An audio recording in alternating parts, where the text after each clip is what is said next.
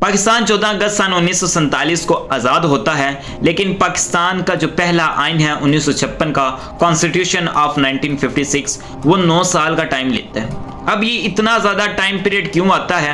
अगर इसके पीछे की प्रॉब्लम देखें तो वो बड़ी मिस्टीरियस है। होता तो ऐसे है जैसे ही कोई कंट्री आज़ाद होती है तो साथ ही उसका कॉन्स्टिट्यूशन यानी कि आइन डिक्लेयर हो जाता है, ताकि दुनिया वालों को पता चल जाए कि ये मुल्क है, ये इसकी लैंग्वेज है, ये इसका रिलीजन है।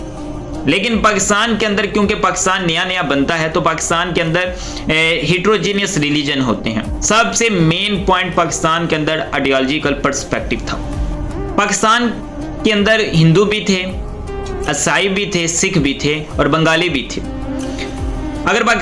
नो डाउट कि पाकिस्तान इस्लाम के नाम पे बनता है, लेकिन पाकिस्तान के अंदर ये सारे रिलीजन सर्कुलेट कर रहे थे। अब कुछ लोग कहते थे कि ये आइन जो पाकिस्तान का बनेगा ये सारा का सारा मजहबी होगा, और कुछ लोग ये समझते थे कि नहीं, ये मजहबी नहीं होगा, ये दरमियाना होगा, मिडिल ऑर्डर होगा।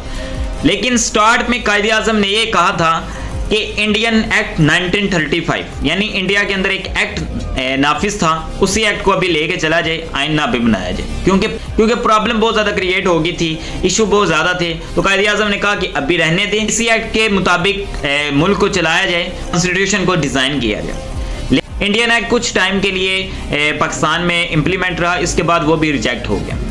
लेकिन मेन तो हमारा कॉन्स्टिट्यूशन बनाना था, आइन बनाना था, लेकिन वो ना बन सका। वो 9 साल के बाद बना। दूसरे नंबर पे आ जाती है रिलीजन टेंशन।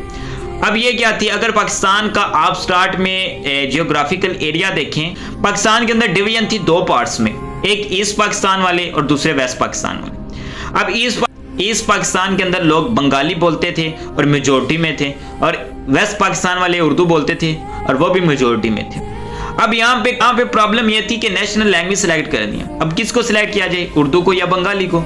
अगर उर्दू को सिलेक्ट करते हैं तो बंगाल वाले खड़े हो जाते हैं, बंगाल को सिलेक्ट करते हैं तो उर्दू वाले खड़े हो जाते हैं। तो फिर इसका सोल्यूशन ये निकाला गया कि आप दोनों ही लैंग्वेज को नेशनल लैंग्वेज डिक्लेयर करें, लेकिन इससे मसला हल नहीं होता, मसला चलता रहता है। तीसरे नंबर पे वजह आ जाती है पाकिस्तान, क्योंकि नया नया आज़ाद होता है। पाकिस्तान के अंदर ब्यूरो, पाकिस्तान के अंदर इतने एक्सपर्ट नहीं होते कि वो आइन को सही तरह डिज़ाइन कर सके। नो डाउट पाकिस्तान के अंदर बड़े बड़े अफसरान थे, लेकिन उनके पास ये इतना आइडिया नहीं था कि पाकिस्तान का आइन किस तरह नाफिज किया जाए। आइन बनाना कोई मामूली बात नहीं है, दुनिया उसको देखती है, दुनिया आपके आइन से मुतासिर होती है, और लोगों के अंदर और मुल्क के अंदर बेहतर ज़िंदगी गुजारने के लिए, यानी इन्वायरमेंट को बेहतर क्रिएट करने के लिए आपका आइन बड़ा रोल प्ले करता है। लेकिन जब आपका आइन ही नहीं दुरुस्त होगा तो आप पे कोई इंटरेस्ट नहीं करने लगा।